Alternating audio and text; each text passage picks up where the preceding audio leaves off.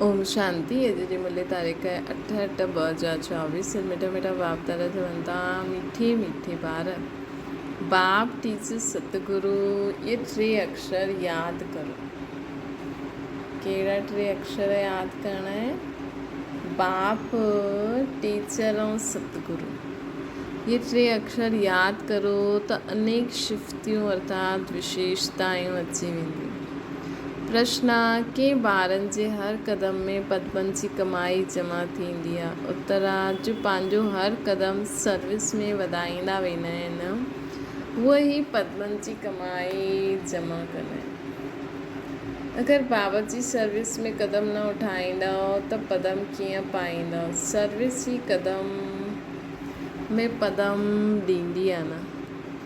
इन सां पद्मा पदमपति ठही वेंदो। सर्विस करण सां ई पदम जमा थींदा आहिनि। इन सां असां पद्मा पदमपति थी वेंदासीं। ॿियो प्रश्न आहे के राज खे ॼाणण जे कारण तव्हां ॿार सभिनि जा कल्याणकारी ठहींदा आहियो। उत्तर आहे बाबा असां ॿारनि खे इहे राज सम्झाईंदा आहिनि कि सभिनि जी हिकु ई हटी आहे। हिते सभिनि खे अचिणो ई आहे। हीअ ॾाढी गुह्य राज आहे। हिन राज खे ॼाणण वारा ॿार ई सभिनि जा कल्याणकारी ठहींदा आहिनि। असां कॾहिं बि न सोचूं अरे हे त ॿुधंदो ई न आहे, छा थींदो। असांखे पतो आहे हाणे न त अॻियां हली ज़रूरु ॿुधंदो, छो जो हिकु ई हटी आहे, हिते सभिनि खे अचिणो ई आहे। ओम शांति। रूहानी बाप रूहानी ॿारनि खे इहे त रूहानी बाप जा रूहानी ॿार इहे त हर हिकु ॼाणंदा हूंदा कि बाबा असांजो बाप बि आहे, टीचर बि आहे, सतगुरु बि आहे। ॿार ॼाणंदा आहिनि, ॼाणंदे हुए बि घड़ी घड़ी भुलिजी वेंदा आहिनि।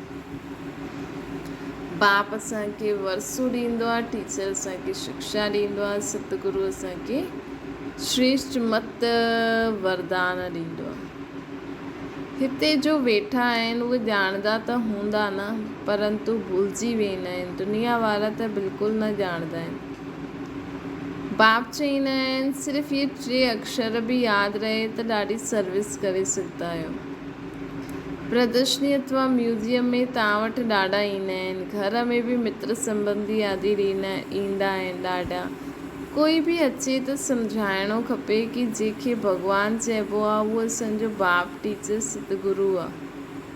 इहा यादि रहे त बि ठीकु, ॿियो कोई यादि न अचिणो खपे। ॿियो कोई खे त ईअं चई न सघंदासीं न। ॿियो कोई खे त ईअं चई न सघंदासीं। तव्हां ॿार ॼाणंदा आहियो असांजो बाबा बाप टीचर सतगुरु बि आहे। केतिरो सहज आहे, परंतु कोई जी त अहिड़ी पत्थर बुद्धि आहे जो इहे टे अक्षर बि बुद्धि में धारण न करे सघंदा आहिनि, भुलिजी वेंदा आहिनि। बाबा असांखे मनुष्य खां देवता ठाहींदा आहिनि, छो जो बेहद जो बाप आहे। बेहद जो बाप आहे त ज़रूरु बेहद जो वरसो ॾींदा न। बेहद जो वरसो आहे देवताउनि वटि। बेहद जो वरसो आहे देवताउनि वटि। एतिरो सिर्फ़ु यादि रहे त घर में बि ॾाढी सर्विस करे सघंदा आहिनि कि बाबा असांजो बाप बि आहे, टीचर बि आहे, सतगुरु बि आहे। परंतु इहे बि भुलिजी वञण जे कारण कंहिंखे ॿुधाए न सघंदा आहिनि। घड़ी घड़ी भुलिजी वेंदा आहिनि, छो जो सॼो कल्प जा भुलिजियल आहिनि न। हाणे बाप वेही सम्झाईंदा आहिनि। वास्तव में इहे ज्ञान ॾाढो सिंपल आहे। बाक़ी यादि जी यात्रा सां संपूर्ण ठहिणो है न। ज्ञान त ॾाढो सिंपल आहे, सृष्टि चक्र जो ज्ञान, लेकिन बाबा जी यादि सां असांखे संपूर्ण ठहिणो। हिन में महिनत आहे। बाबा असांजो बाप बि आहे, शिक्षा बि ॾींदा आहिनि, वरसो बि ॾींदा आहिनि, पवित्र बि ठाहींदा आहिनि। छो जो पतित पावन बाप आहे। सिर्फ़ु चईंदा आहिनि कि सभिनि खे इहे ई चओ कि मूंखे यादि करो। बाबा पतित पावन बि आहे न।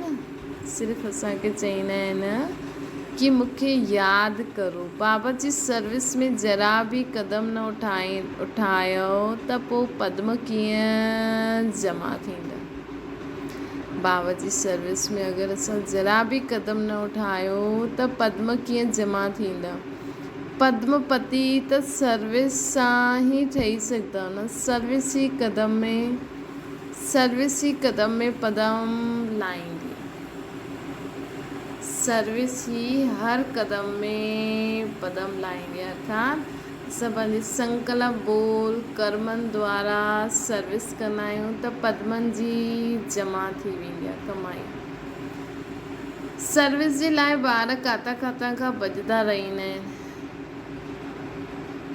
केतिरा कदम उठाया आहिनि पद्मा त उन्हनि खे ई मिलंदा। इहे बि बुद्धि में रहंदो आहे। पर हीअं न सम्झो असां हेॾे होॾे काॾे वञूं नथा त पद्म न कमाए सघंदासीं। असां पंहिंजी बुद्धि खे दौड़ायूं।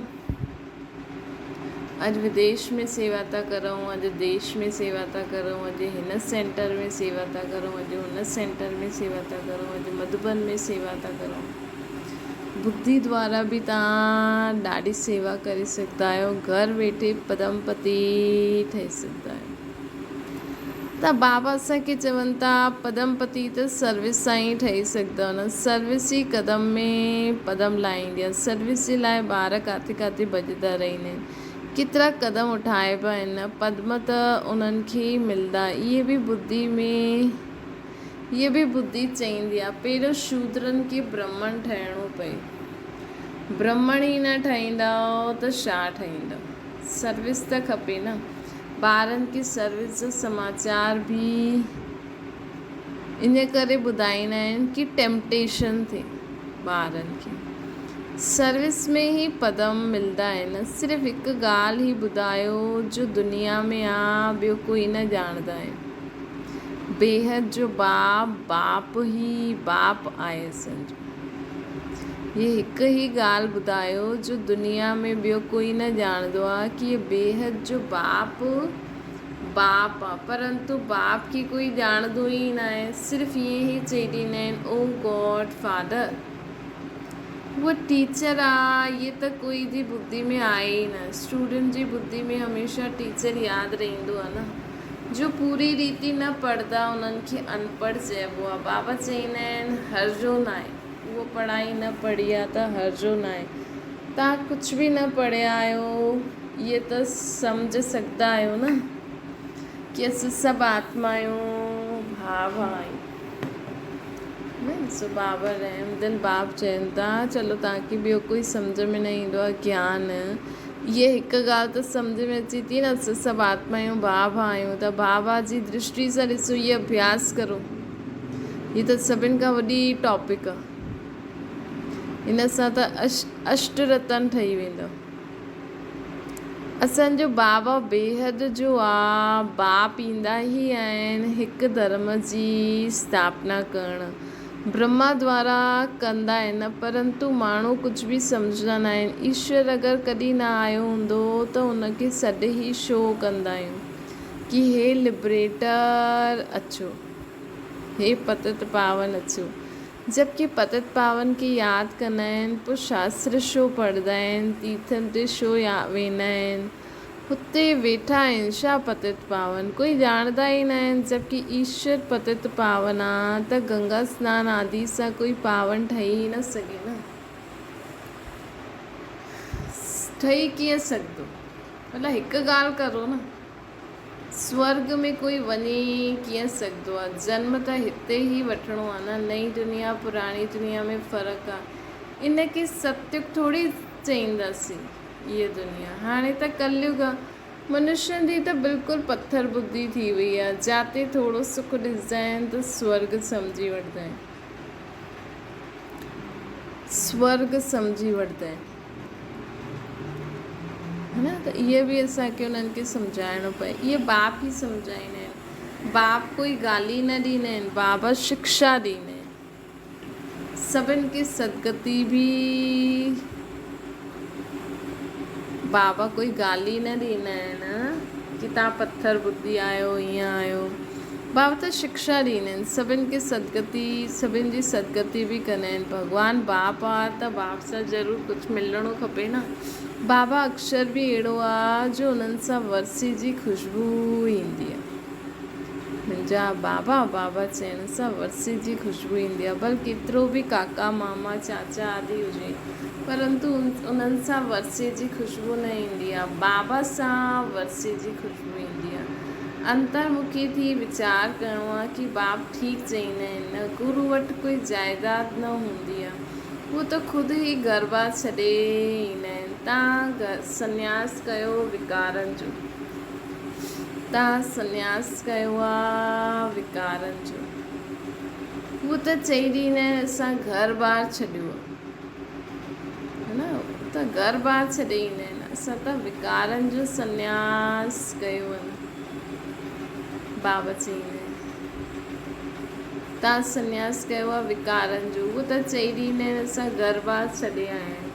तव्हां चईंदासीं त पूरी दुनिया जे विकारनि जो संन्यास कयो, तव्हां चईंदासीं त पूरी दुनिया जे विकारनि जो संन्यास कयो आहे, बुराइनि जो संन्यास कयो आहे, कमी कमज़ोरियुनि जो संन्यास कयो आहे, सभिनि जी देह खे न ॾिसणो आहे, इहे असां पको कयो आहे। असां सभिनि जी आत्माउनि खे ॾिसंदासीं।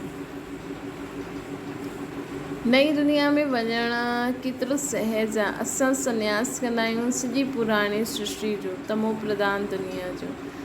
सतयुग आहे नई दुनिया, इहे बि ॼाणंदा आहियो। नई दुनिया बि ज़रूरु आहे न, बाबा चईंदा आहिनि इहे बि ॼाणंदा आहियो। नई दुनिया बि ज़रूरु आहे। सभु ॻाईंदा आहिनि स्वर्ग काथे, सभु ॻाईंदा बि आहिनि। स्वर्ग चइबो ई आहे नई दुनिया खे, चईंदा आहिनि न सोने जी चिड़िया, त बाबा चईंदा आहिनि स्वर्ग चईंदा ई आहियूं नई दुनिया खे।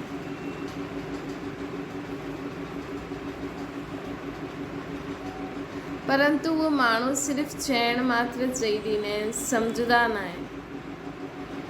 त असांखे ख़ुशी ख़ुशी सां ॿुधाइणो आहे सन्यासियुनि खे बि कि तव्हां त सिर्फ़ु घर बार छॾियो आहे, असां त पूरी दुनिया जे विकारनि खे छॾियो आहे। हाणे असांजे लाइ नई दुनिया बाबा ठाहिनि था, जेकी स्वर्ग चइबो आहे। त बाप वारनि खे चईंदा आहिनि सिर्फ़ु इहो वीचार करो, बाबा असांजो बाप बि आहे, टीचर बि आहे, सतगुरू बि आहे, सभिनि खे साथ वठी हलंदा न। अक्षर ई 2 आहिनि, मनमना भव मध्याजी भव, इन में सभु अची वेंदो आहे, परंतु इहे बि भुलिजी वेंदा आहिनि। पतो ई न बुद्धि काथे काथे रहंदी आहे। न त रोज़ु लिखी करे ॾियो कि एतिरो समय असां हिन अवस्था में वेठासीं। तव्हां वेठा आहियो बाप टीचर सतगुरू जे साम्हूं, त उहो ई अचिणो, यादि अचिणो खपे न। स्टूडेंट खे टीचर ई यादि रहंदो न, परंतु हिते माया आहे न, हिकदमि माया ई मथो मोड़े ॾींदी आहे।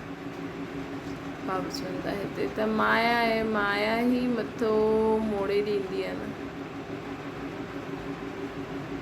न त बाप टीचर सतगुरू जे साम्हूं वेठे हूंदे बि यादि न ईंदी आहे,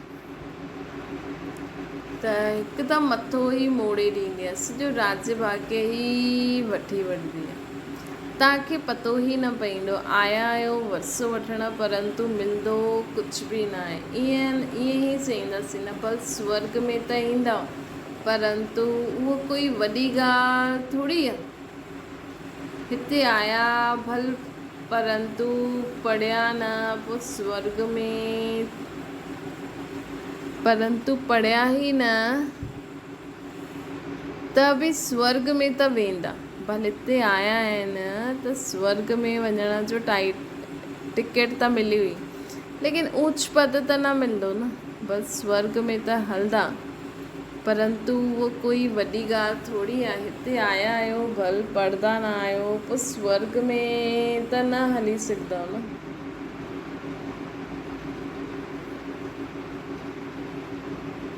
बाबा चवनि था हिते त वेठा आहियो न, सम्झंदा आहिनि स्वर्ग में वञिणो आहे, पोइ छा बि ठहूं।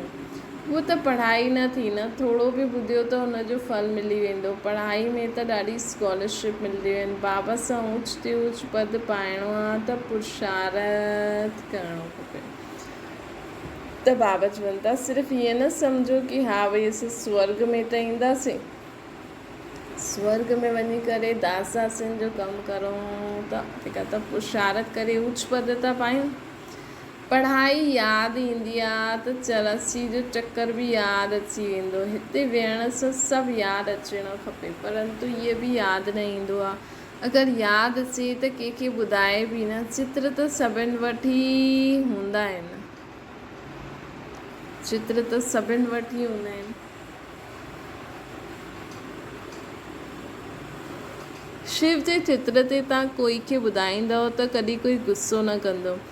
चओ अचो त असां तव्हांखे ॿुधायूं कि शिव बेहद जो बाप आहे, इन्हनि सां गॾु असांजो छा संबंध आहे। ईअं फालतू चित्र त न आहे न, अहिड़ो फालतू चित्र त न आहे। शिव जे लाइ ज़रूरु चईंदा इहे भॻवानु आहे। भॻवानु त निराकारी हूंदो आहे न, उनखे ई बाप चईंदा आहिनि। ॾिसो दुनिया में बि माण्हू लाइट ॾिसंदा आहिनि न, त हुते जाते लाइट ॾिसंदा आहिनि न, सोचंदा आहिनि हिते रोशनी आहे, हिते भॻवानु आहे। त असां उन्हनि खे ॿुधायूं कि भई भॻवानु अर्थात शिव बाबा जो चित्र निराकार जो लाइट, त इहे भॻवानु आहे। उन्हनि खे बाप चइबो। उहो शिक्षा बि ॾींदा आहिनि। तव्हांजी आत्मा शिक्षा वठंदी आहे, आत्मा ई सभु कुझु कंदी आहे। टीचर बि आत्मा ठहींदी आहे। बाप बि हिन रथ में अची करे असांखे टीचर ठही पढ़ाईंदा आहिनि। सतयुग जी स्थापना कंदा आहिनि। हुते कलयुग जो नाम निशान न हूंदो। मनुष्य किथां खां ईंदा, किथां खां ईंदा आहिनि। सर्विसेबल ॿार खे सॼो ॾींहुं ख़्यालात हलंदा रहनि। त हाणे सतयुग जी स्थापना थिए थी, कलयुग त हूंदो न, त सतयुग जे लाइ मनुष्य बि त खपनि। ॿिए कोई आत्मायूं थोरी आहिनि मथे, असां ई आहियूं। त असांखे वापसि सुधरणो त पवंदो न। सर्विस न कंदव त सम्झिबो आहे कि हिननि जी बुद्धि न हलंदी आहे। यादि जीअं बुद्धू वेठा आहिनि, बाप खे सम्झी न सघंदा आहिनि। पतित पावन बाप खे यादि करण सां ई असांखे वरसो मिलंदो आहे, कंहिंजो स्वर्ग जो। यादि कंदे कंदे मरंदव त बाप जी सभु मिल्कियत मिली वेंदी। बेहद जे बाप जी मिल्कियत आहे ई स्वर्ग। ॿारनि वटि बैच बि आहे, घर में मित्र संबंधी बि ॾाढा ईंदा आहिनि। कोई मरंदो आहे त बि ॾाढा ईंदा आहिनि। उन्हनि जी बि तव्हां सुठी सर्विस करे सघंदा आहियो। शिव बाबा जो चित्र त सभिनि खे सुठो आहे न। भल वॾो बि रखियो, हिन में कोई कुझु चईंदो न। ईअं न चईंदा कि हीअ ब्रह्मा आहे, हीअ गुप्त आहे। शिव बाबा जो चित्र हूंदो, ब्रह्मा त हूंदो न, त ब्रह्मा बाबा गुप्त थी विया। तव्हां गुप्त ई सम्झाए सघंदा आहियो। सिर्फ़ु शिव जो चित्र रखोसि, बाक़ी सभु चित्र उड़ाए ॾियो। ये शिव बाबा बाप टीचर सतगुरु आहे। ये बाप आहे नई दुनिया जी स्थापना करण वारो। संगम ते ई ईंदा आहिनि न। ये ज्ञान त बुद्धि में आहे न। चओ शिव बाबा खे यादि करो, ॿियो कोई शिव बाबा खे यादि करो, ॿियो कोई कंहिंखे यादि न करो।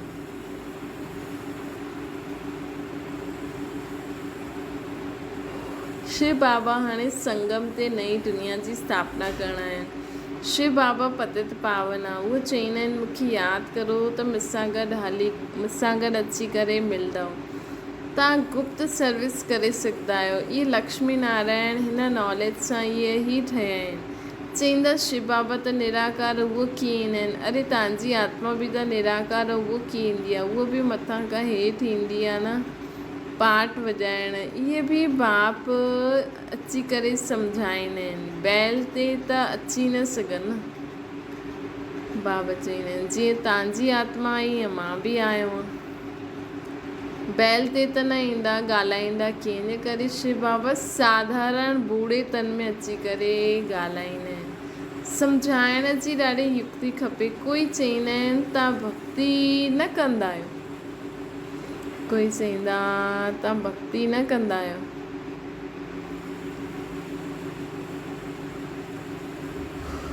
उन्हनि खे चयो असां त सभु कुझु कंदा आहियूं, युक्ति सां हलणो खपे, कंहिंखे सम्झाइण लाइ सोचणो खपे, छा युक्ति रचूं, कोई खे नाराज़ बि न करिणो आहे, गृहस्थ व्यवहार में रहंदे सिर्फ़ु पवित्र रहणो आहे। तव्हां चईंदा आहियो बाबा सर्विस न मिलंदी आहे, अरे सर्विस त ॾाढी करे सघंदा आहियो, गंगा जी ते वञी करे वेही रहो, चओ ये पाणी में सनानु करण सां छा थींदो, छा पावन ठही वेंदव। तव्हां त भॻवान खे चईंदा आहियो पतित पावन अची करे पावन ठाहियो, पोइ चई ॾींदा आहिनि पतित पावन आहे,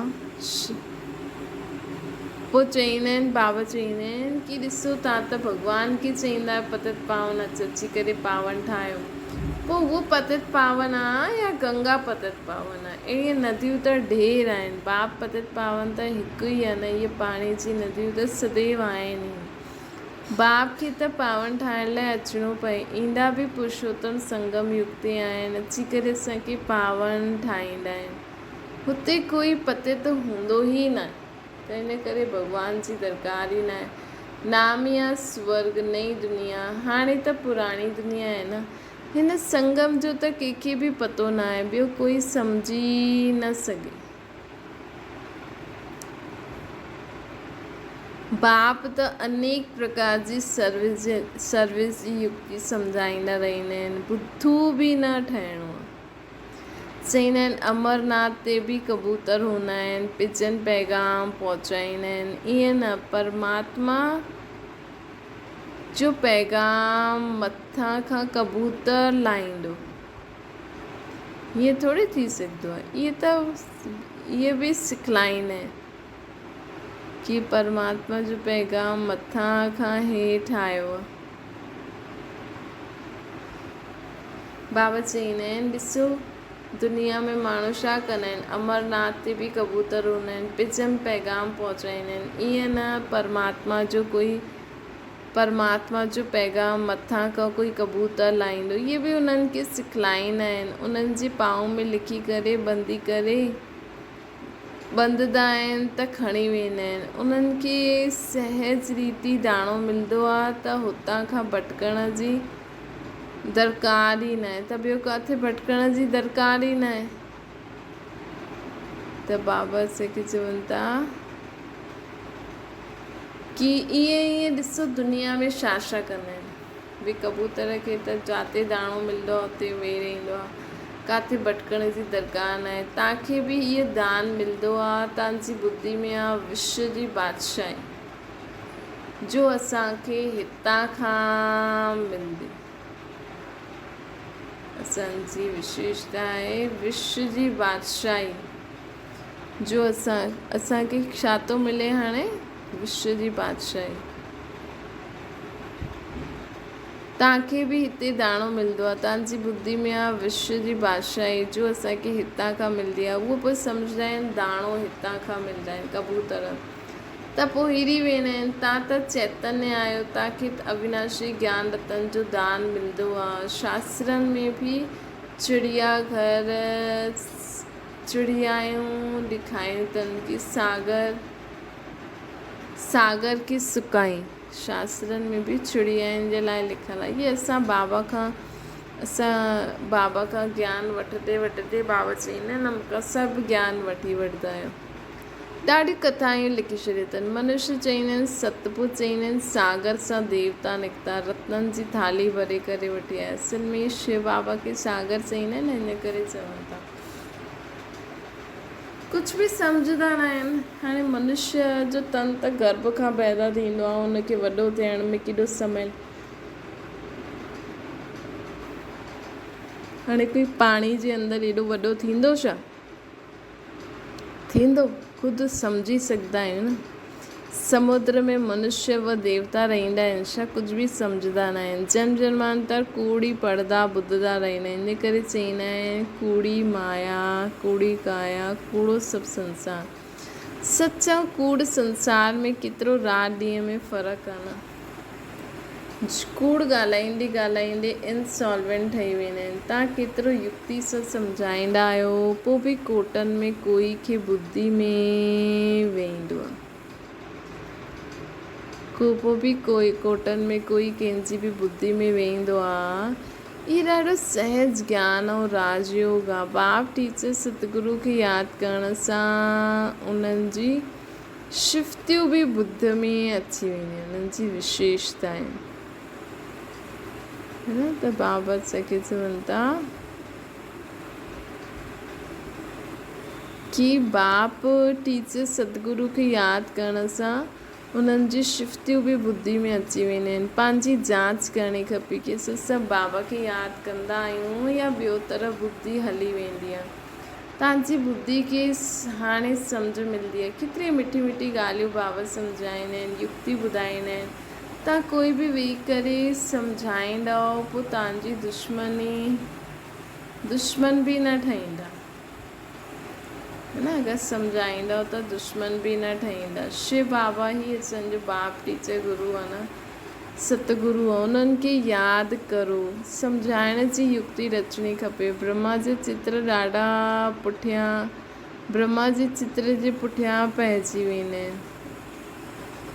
शिव बाबा जो त चित्र ॾिसी कॾहिं उड़ाईंदा ई न। शिव बाबा जो चित्र ॾिसी कॾहिं बि उड़ाईंदा न। त बाबा चवनि था तव्हांजी ॿुधी खे हाणे सम्झ मिली आहे। केतिरी मिठी मिठी ॻाल्हियूं बाप सम्झाईंदा आहिनि। तव्हांजो एम ऑब्जेक्ट आहे न, युक्ति ॿुधाईंदा आहिनि। तव्हां कोई खे वेही करे सम्झायो त ॾाढी पॉइंट्स निकिरी वेंदियूं। सम्झाइण जी युक्ति रचणी खपे। ब्रह्मा जे चित्र ते ॾाढा पुठियां पईंदा आहिनि। शिव जो चित्र ॾिसी करे कॾहिं न उड़ाईंदा। अरे इहे त आत्माउनि जो बाप आहे, त बाप खे यादि करो। इन्हनि सां ॾाढो फ़ाइदो थी सघंदो आहे। इन्हनि खे यादि करण सां तव्हां पावन ठही वेंदव। उहो सभिनि जो बाप आहे न। हिकु बाप जे सवाइ कोई जी यादि न अचणी खपे। ॿिया संग तोड़ हिकु संग जोड़णो आहे। अर्थात कर्म क्षेत्र में दुनियादारी में ईंदे हुए बि असांजी बुद्धि सदा बाबा वटि लॻी रहे। ईअं न असां ॿिए ॻाल्हियुनि में फसी वञूं, ॿिए संग में फसी वञूं। इहा आहे कंहिंजे कल्याण करण जी युक्ति। बाप खे यादि ई न करे सघंदा त पावन कीअं ठहींदा। घर में बि तव्हां ॾाढी सर्विस करे सघंदा आहियो। ॾाढा मित्र संबंधी आदि तव्हांखे मिलंदा। भिन्न भिन्न युक्तियूं रचो, ॾाढनि जो कल्याण करे सघंदा आहियो। हठी त हिकु ई आहिनि, हठी त हिकु ई आहे। ॿियो कोई बाबा चवंदा आहिनि कि हठी त हिकु ई आहे न, ॿियो कोई हठी त न आहे जो जाते वेंदा। अच्छा मीठे मीठे सिके लॾे ॿारनि प्रति माता पिता बाप दादा जो यादि प्यार और गुड मॉर्निंग। रूहानी बाप जी से सभिनि रूहानी ॿारनि खे नमस्ते। असांजी बि रूहानी माता पिता बाप दादा खे यादि प्यार गुड मॉर्निंग और नमस्ते। धारणा जे लाइ मुख्य सार गृहस्थ व्यवहार में ॾाढी युक्ति सां हलणो। कोई खे नाराज़ बि न करिणो आहे, पवित्र बि ज़रूरु ठहिणो। गृहस्थ व्यवहार में ॾाढो युक्ति सां हलणो आहे। कोई खे नाराज़ न करिणो आहे, पवित्र बि रहणो आहे। ॿियो आहे हिकु भाव सां अविनाशी ज्ञान रत्ननि जो दाणो वठी पंहिंजी बुद्धि रूपी झोली भरपूर रखणी आहे। बुद्धि खे कॾहिं बि भटकण न ॾियणो आहे। पैगंबर ठही सभिनि खे बाप जो पैगाम ॾियणो आहे। वरदाना बेहद जी वैराग्य वृत्ति द्वारा सर्वस लगाव सां मुक्त रहण वारा सच्चा राज ऋषि ठहो। राज ऋषि अर्थात हिकु तरफ़ राज्य, ॿी तरफ़ ऋषि अर्थात बेहद जी वैरागी। अगरि किथे बि चाहे पंहिंजे में, चाहे व्यक्ति में, चाहे वस्तु में, किथे बि लगाव आहे त राज ऋषि न कहलाईंदा। त चेक करो मुंहिंजो किथे लगाव आहे। जंहिंजो संकल्प मात्र बि थोरो लगाव आहे उन्हनि जा 2 नाव में पांव हूंदा, पोइ न हितां जा रहंदा न हुतां जा रहंदा। हिन लाइ राज ऋषि ठहो, बेहद जे वैरागी ठहो। हिन करे बाबा चवनि था राज ऋषि ठहो, बेहद जे वैरागी ठही, अर्थात हिकु बाप ॿियो न कोई। ये पाठ पक्को करिणो आहे, है न। काथे बि असांजी लगाव न हुजे, इहे थींदो आहे राज ऋषि। जंहिंजो संकल्प मात्र बि थोरो लगाव आहे, हुनजो जीअं पांव हिकु ॿ पांव में नाव आहे, मतिलबु हिन नाव में बि आहे, हिन नाव में बि आहे। हिन करे राज ऋषि ठहो, बेहद जा वैरागी ठहो, अर्थात हिकु बाप ॿियो न कोई। स्लोगन आहे क्रोध अग्नि रूप आहे, जो ख़ुदि बि जलंदो आहे, ॿियनि खे बि जलाए ॾींदो आहे। क्रोध हिकु अग्नि जो रूप आहे, अगरि जंहिंमें क्रोध ईंदो आहे उहो ख़ुदि बि जलंदो आहे ऐं ॿियनि खे बि जलाए ॾींदो आहे। अच्छा, ओम शांति। बाबा खे यादि करो।